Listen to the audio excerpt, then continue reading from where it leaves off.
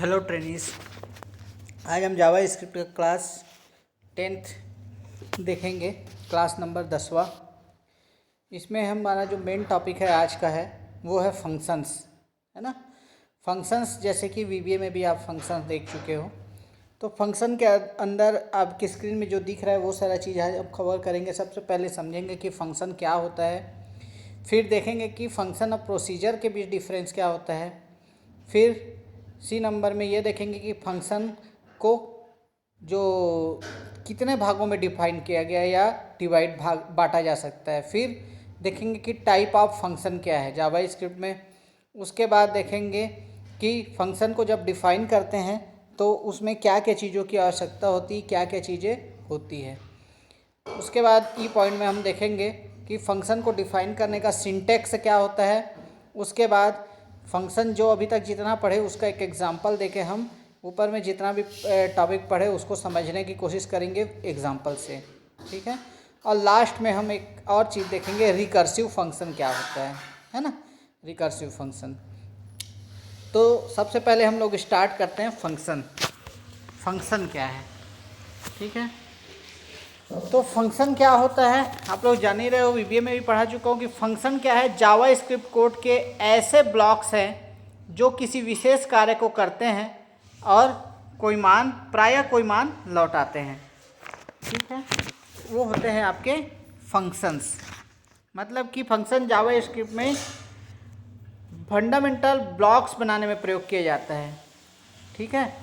तो फंक्शन क्या होते हैं, ब्लॉक होते हैं जो किसी विशेष कार्य करने के लिए लिखे जाते हैं, ठीक। अब अपने को देखना है difference between function and procedure. देखो फंक्शन और प्रोसीजर दोनों में हम क्या करते हैं, दोनों की परिभाषा अगर बोले तो बोल सकते हैं कि एक फंक्शन अथवा प्रोसीजर स्टेटमेंट का एक समूह है जो किसी एक विशेष कार्य करने के लिए लिखे जाते हैं, ठीक है। ये तो इनकी समानता हुई कि विशेष कार्य करने के लिए लिखे जाते हैं, लेकिन डिफरेंस क्या है दोनों में। तो दोनों में सिर्फ एक ही अंतर है, मैं पहले ही बता चुका हूँ कि फंक्शन सदैव कुछ ना कुछ रिटर्न करता है जबकि प्रोसीजर कुछ भी रिटर्न नहीं करता है। ये दोनों में बेसिक डिफरेंस है। तो what difference between function and procedure क्या है कि फंक्शन हमेशा कुछ वैल्यू कुछ ना कुछ रिटर्न करेगा जबकि प्रोसीजर कोई भी वैल्यू कभी भी रिटर्न नहीं करता है। ये इसका बेसिक डिफरेंस है, ठीक है। उसके बाद सी नंबर है, फंक्शन को मेनली 3 भागों में बांटा जा सकता है। बता चुका, जब भी आप फंक्शन बनाते हो, है ना, या फंक्शन को उपयोग करते हो तो वो 3 भाग होते हैं उसके। सबसे पहला भाग है डिक्लेयर फंक्शन। आप फंक्शन को डिक्लेयर करते हो, फंक्शन कौन सा नाम है वो लिखते हो, उसमें पैरामीटर्स कौन रहेंगे वो लिखोगे, ये होता है आपका डिक्लेरेशन। उसके बाद सेकेंड है डिफाइन फंक्शन, उस फंक्शन की परिभाषा लिखना। मतलब कि अगर आप कोई फंक्शन 8 का बना रहे हो जिसका नाम है सम 2 नंबर्स फंक्शन है, तो उस फंक्शन का डिक्लेरेशन हो गया और उसमें 2 पैरामीटर ए और बी लिए, ये तो डिक्लेरेशन हो गया। अब डेफिनेशन में क्या आएगा, जब उसको डिफाइन करोगे कि वो फंक्शन क्या काम करेगा। मतलब ए और बी को इनपुट लेगा और उसको a प्लस बी करके सी में स्टोर करेगा, ये पूरा उसका डेफिनेशन हुआ। मतलब फंक्शन का पूरा डिस्क्रिप्शन क्या कहलाता है, फंक्शन का डेफिनेशन। ये सेकेंड पार्ट हुआ। थर्ड है आपका कॉलिंग फंक्शन। फिर उस फंक्शन की ज़रूरत जहाँ भी पड़ती है आपको मेन प्रोग्राम में, आप उसको क्या करोगे, उस फंक्शन का नाम डाल के पैरामीटर डाल के उसको कॉल करोगे, ये होता है कॉलिंग फंक्शन। तो ये 3 पार्ट होते हैं, डिक्लेयरिंग फंक्शन, डिफाइनिंग फंक्शन और कॉलिंग फंक्शन। जब हम फंक्शन का एग्जाम्पल देखेंगे आखिरी में तो ये तीनों चीज़ मैं आपको वहाँ पर भी बताऊँगा कि डिक्लेयर किसको बोल रहे हैं, डिफाइन किसको बोल रहे हैं और कॉलिंग किसको बोल रहे हैं, ठीक है। अब उसके बाद है जावा स्क्रिप्ट में फंक्शन कितने प्रकार के होते हैं। तो जावा स्क्रिप्ट में फंक्शन 2 प्रकार के होते हैं। पहला है आपका बिल्ट इन फंक्शन एंड दूसरा है यूज़र डिफाइंड फंक्शन। तो बिल्ट इन फंक्शन मतलब कि पहले से बना बनाया फंक्शन, है ना। जावा स्क्रिप्ट भी कई ऐसे फंक्शन देता है जो पहले से बने बनाए हैं, आप सिंपल उसको यूज़ कर सकते हो, आपको उसको बनाने की ज़रूरत नहीं है। तो वैसे फंक्शन जो जावा स्क्रिप्ट में पहले से बने बनाए होते हैं उन्हें क्या कहा जाता है, बिल्ट इन फंक्शन। जैसे कि आपको मैं बता चुका हूँ इसके पहले वाले क्लासेस में, पार्स इंट हो गया, पार्स फ्लोट हो गया, ई वेल हो गया, ये सब क्या है, बिल्ट इन फंक्शन है, हम इनको सीधा उपयोग करते हैं। पार्स इंट क्या करता है, कोई स्ट्रिंग दिया होता है उसको इंटीजर में कन्वर्ट करता है। पार्स फ्लोट क्या करता है, कोई स्ट्रिंग दिया होता है उसको फ्लोटिंग पॉइंट नंबर में कन्वर्ट करता है। ई वेल भी इंटीजर में परिवर्तित करता है। तो ये सब जो है बिल्ट इन फंक्शन के एग्जाम्पल्स हैं। मतलब कि जावा स्क्रिप्ट में जो फंक्शन पहले से बने बनाए हैं, जब हम उनको डायरेक्ट यूज़ करते हैं तो वो कहलाता है बिल्ट इन फंक्शन। ये हुआ फर्स्ट टाइप आपका। सेकेंड टाइप है आपका यूज़र डिफाइंड फंक्शन। मतलब कि यूज़र के द्वारा बनाए गए फंक्शन, जो फंक्शन को उपयोग करता है या यूज़र अपनी आवश्यकता और सुविधा के अनुसार परिभाषित करता है या डिफाइन करता है और फिर उनको बिल्ट इन फंक्शन की तरह उपयोग करता है, वो फंक्शन क्या कहलाते हैं आपके, यूज़र डिफाइंड फंक्शन। ठीक है, तो यूज़र डिफाइंड फंक्शन है आपको। तो जब यूज़र डिफाइंड फंक्शन है तो आपको फंक्शन बनाना पड़ेगा, उसको डिफाइन करना पड़ेगा। तो यूज़र के डिफाइंड फंक्शन या फंक्शन की परिभाषा में कौन कौन से भाग होते हैं, इसमें मेनली 3 भाग होते हैं। ठीक है, सॉरी 4 भाग होते हैं। उसको हम देख लेते हैं कि जब भी हम फंक्शन डिफाइन करेंगे तो वो 4 भाग कौन कौन से हैं। सबसे पहले हमें कीवर्ड फंक्शन उपयोग करना पड़ता है। ठीक है, फंक्शन क्या है, एक कीवर्ड है, मतलब फंक्शन देंगे। फिर सेकेंड है फंक्शन का नाम। फिर जो भी फंक्शन आप बना रहे हो उसका नाम कुछ ना कुछ तो आप रखोगे। जैसे कि अगर ऐड करने के लिए 2 नंबर को ऐड करने के लिए कोई फंक्शन बना रहे हो तो सम 2 नंबर्स, ये उसका नाम हो गया एग्जाम्पल। तो फंक्शन कीवर्ड के बाद फंक्शन का नेम आएगा। फंक्शन नेम के बाद क्या आएगा, तीसरा फंक्शन के पैरामीटर्स, कॉमा में एक आर्गुमेंट की सूची। मतलब पैरामीटर मतलब उसके अंदर ब्रैकेट में आप क्या दोगे, जैसे कि ऐड 2 नंबर्स फंक्शन बनाया, उसके ब्रैकेट में पैरामीटर्स कहलाते हैं। वो पैरामीटर्स 2 होंगे, 2 संख्याओं का है, तो जैसे कि इंटीजर है और इंटीजर बी, तो ये उसके पैरामीटर्स कहलाएंगे। ये तीसरा पार्ट हो गया। और चौथा पार्ट है आपका कर्ली ब्रैकेट में फंक्शन के विभिन्न स्टेटमेंट। उस फंक्शन के अंदर आप क्या क्या स्टेटमेंट लिखते हो, वो इसका चौथा पार्ट है। ठीक है, तो जब भी जैसे कि sum c is equal to a plus b को आप सम करके c में स्टोर करा रहे हो, तो वो उसका कोडिंग पार्ट हो गया कर्ली ब्रैकेट के अंदर। तो ये चौथा पार्ट है। तो जब भी हम कोई फंक्शन को डिफाइन करते हैं तो ये 4 पार्ट से मिलकर फंक्शन बना होता है। पहले फंक्शन कीवर्ड देंगे, फिर उस फंक्शन का नाम लिखेंगे, फिर तीसरा उसके आर्गुमेंट लेंगे और चौथा उसके स्टेटमेंट जो भी आप ब्लॉक के अंदर लिखना चाहोगे ये लेंगे। ठीक है, तो ये हो गया आपका डिफाइनिंग फंक्शन। अब फंक्शन डिफाइन तो कर रहे हो, तो फंक्शन डिफाइन करने का कुछ सिंटेक्स होगा, जो मैं अभी बोला वो हम देख लेते हैं कि फंक्शन डिफाइन करने का सिंटेक्स क्या है। तो फंक्शन डिफाइन करने का सिंटेक्स ये आपकी स्क्रीन पे दिखाई दे रहा है, ऊपर देखिए। फंक्शन को घोषित करने का सिंटेक्स निम्नानुसार है। जैसे अभी मैं बताया, फंक्शन एक कीवर्ड है तो फंक्शन पहले लिखेंगे, फिर उसके बाद क्या लिखा हुआ है, प्रोसीजर नेम, मतलब कि फंक्शन का नाम, प्रोसीजर नेम या फंक्शन नेम है वो। उसके बाद ब्रैकेट के अंदर क्या बताया था, पैरामीटर्स, तो उसको क्या बोलते हैं, आर्गुमेंट्स बोलते हैं। तो आर्गुमेंट्स 1, आर्गुमेंट 2, जितने भी आर्गुमेंट आप डिक्लेयर करना चाहते हो यहाँ दे सकते हो, आर्गुमेंट n तक। उसके बाद करली ब्रैकेट ओपन करेंगे और उसमें क्या लिखेंगे, सीक्वेंस ऑफ स्टेटमेंट। और फिर अगर कुछ वैल्यू रिटर्न कराना चाहते हैं तो उसको रिटर्न करा के करली ब्रैकेट बंद करेंगे।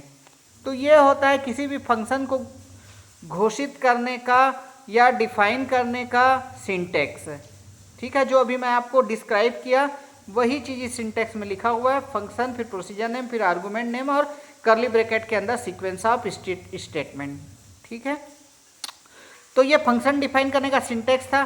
अब ऊपर में जितनी भी सारी चीज़ें पढ़े, हम उसको एक सिंपल फंक्शन बना के समझ लेते हैं। फंक्शन को समझने का एक उदाहरण जो F पॉइंट में लिखा हुआ है, देखिए फंक्शन को समझने का एक उदाहरण एग्जाम्पल, वो हम यहाँ देखते हैं। ठीक है, उदाहरण, तो उदाहरण देखेंगे हम। उदाहरण में देखिए सबसे पहले हम HTML का टैग लिए, फिर हेड का टैग लिए। हेड टैग के अंदर टाइटल दे रहे हैं हम, डिफाइनिंग ए फंक्शन, फंक्शन को डिफाइन कर रहे हैं। टाइटल क्लोज करने के बाद script language equal to JavaScript use कर रहे हैं। अब देखिए यहाँ पर से आपका जो चालू हो रहा है फंक्शन, है ना। तो फंक्शन को जब हम डिफाइन, सबसे पहले क्या बताया था, फंक्शन डिक्लेयर करना। तो फंक्शन शो क्यूब ब्रैकेट के अंदर x, ये लाइन जो लिखा है वो आपका क्या कहलाएगा? Function declaration. क्या कहलाएगा? फंक्शन डिक्लेयर करना, मतलब फंक्शन डिक्लेरेशन। फंक्शन कीवर्ड है, सो क्यूब क्या है? फंक्शन का नाम है, और ब्रैकेट में जो x लिखा हुआ है उसे क्या बोलते हैं? आर्गुमेंट बोलते हैं, तो वो आर्गुमेंट है। ये जो फर्स्ट लाइन लिखा हुआ है इसी को बोलते हैं फंक्शन डिक्लेरेशन, जो मैं आपको ऊपर में अभी समझाया। उसके बाद करली ब्रैकेट ओपन करेंगे। अब फंक्शन को हम पूरा डिफाइन कर रहे हैं कि ये जो सो क्यूब नाम का फंक्शन है वो क्या कार्य करेगा। तो करली ब्रैकेट ओपन करके हम क्या लिखे? Document dot right the cube of x plus x is, क्या होगा? x का 3 बार गुणा होगा, x into x into x. किसी भी संख्या का क्यूब कैसे निकालते हैं? उसको 3 बार मल्टीप्लाई करते हैं तो उसका क्यूब निकल जाता है। वही चीज़ हम किए हैं, फिर लाइन ब्रेक करके करली ब्रैकेट को बंद किए। ये जो पार्ट है फंक्शन डेफिनेशन कहलाएगा। क्या कहलाएगा? Function definition. जो फंक्शन सो क्यूब एक्स से लेकर पूरा करली ब्रैकेट बंद होने तक जो हम काम किए वो फंक्शन डेफिनेशन कहलाएगा। Function declaration, function so cube x लिखे वो फंक्शन डिक्लेरेशन कहलाएगा। अब उसके बाद स्क्रिप्ट क्लोज होगा, हेड क्लोज होगा। याद रखना, जब भी हम फंक्शन डिफाइन करते हैं वो हेड टैग के अंदर करते हैं, ठीक है? हेड टैग के अंदर फंक्शन डिफाइन करते हैं और फिर बॉडी के अंदर उस फंक्शन को कॉल करते हैं, जो फंक्शन का थर्ड पार्ट है, क्योंकि डिक्लेरेशन और डेफिनेशन एक साथ होता है। जो कौन से पार्ट में रहता है? बॉडी पार्ट में। तो यहाँ पर बॉडी पार्ट हेड पार्ट में रहता है। हेड पार्ट में क्या हो चुका है? फंक्शन का डिफाइन और फंक्शन का डिक्लेरेशन दोनों हो चुका है। अब हम जाएंगे बॉडी पार्ट में। बॉडी पार्ट में लिखेंगे script language equal to JavaScript. अब किसी भी कभी हमको क्यूब निकालना है तो सो क्यूब, यही फंक्शन का नाम था, ये देख लीजिए, सो क्यूब। और उसके अंदर पैरामीटर क्या था? आर्गुमेंट एक्स था। तो एक्स के जगह हम जिन संख्याओं का क्यूब निकालना चाहते हैं वो ब्रैकेट में लिखेंगे। जैसे यहाँ लिखा हुआ है सो क्यूब 3, सो क्यूब 5, सो क्यूब 7 और सेमीकोलन से सब बंद किया गया। ये जो हम सो क्यूब करके लिख रहे हैं, पैरामीटर पास कर रहे हैं, यही कहलाता है फंक्शन कॉलिंग। यहाँ पर हमने क्या किया? जो फंक्शन हम हेड सेक्शन में बनाए हुए थे, डिफाइन किए हुए थे, डिक्लेयर किए हुए थे, उसको हम बॉडी सेक्शन में क्या कर रहे हैं? कॉल कर रहे हैं। कॉल करेंगे तो वो क्या होगा? क्यूब करके हमको रिजल्ट दे देगा। तो इसका आउटपुट क्या आएगा? The cube of the number 3 is, क्या हो जाएगा? 27, 5 का 125 और 7 का जो भी आएगा 3 बार इंटू करने के बाद उसका क्यूब आ जाएगा, ठीक है? The cube of x is. तो ये था आपका फंक्शन का एग्जाम्पल। आया समझ में? तो इसमें हम सब चीज़ देख लिए, फंक्शन कैसे बनाते हैं वो देखे, फंक्शन डिक्लेयर कैसे करते हैं, फंक्शन डिफाइन कैसे करते हैं, फंक्शन कॉल कैसे करते हैं, फंक्शन डिक्लेरेशन और डिफाइन कौन से भाग में होता है? तो हेड भाग में। फंक्शन जो कॉलिंग होता है वो कौन से भाग में होता है? तो बॉडी पार्ट में, ठीक है? ये था आपका फंक्शन का उदाहरण। जितना भी चीज़ ऊपर पढ़े वो सारा चीज़ उस एग्जाम्पल में आ चुका है। अब लास्ट है आपका रिकर्सिव फंक्शन। रिकर्सिव मतलब क्या होता है? पहले तो ये बताओ आप लोग, रिकर्सिव मतलब क्या होता है? दोहराना, बार बार, है ना? तो उसका जब आप परिभाषा समझेंगे रिकर्सिव फंक्शन का तो क्या होगा?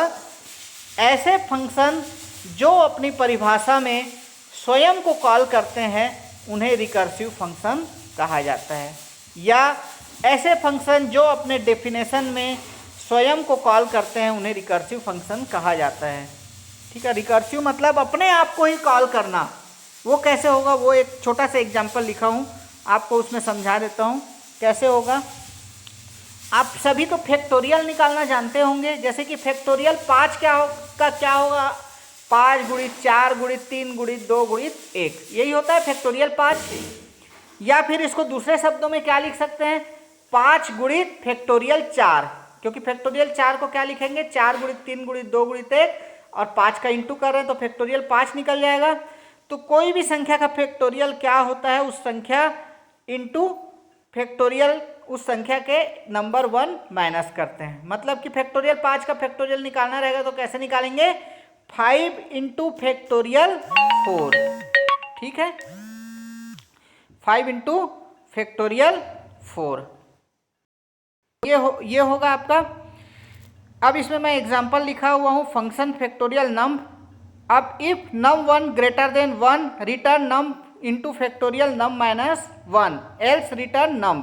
ये क्यों लिखा हुआ हूँ, क्यों कंडीशन लगाना पड़ा, क्योंकि एक से पहले कुछ भी नहीं होता है ना, एक से पहले कुछ भी नहीं आता है। तो रिकर्सिव फंक्शन में आप देखो यही फंक्शन क्या होगा आपका, फिर से कॉल हो रहा है return num into factorial num minus 1। Factorial जो फंक्शन बनाए हैं उसी को हम फिर से कॉल कर रहे हैं, है ना।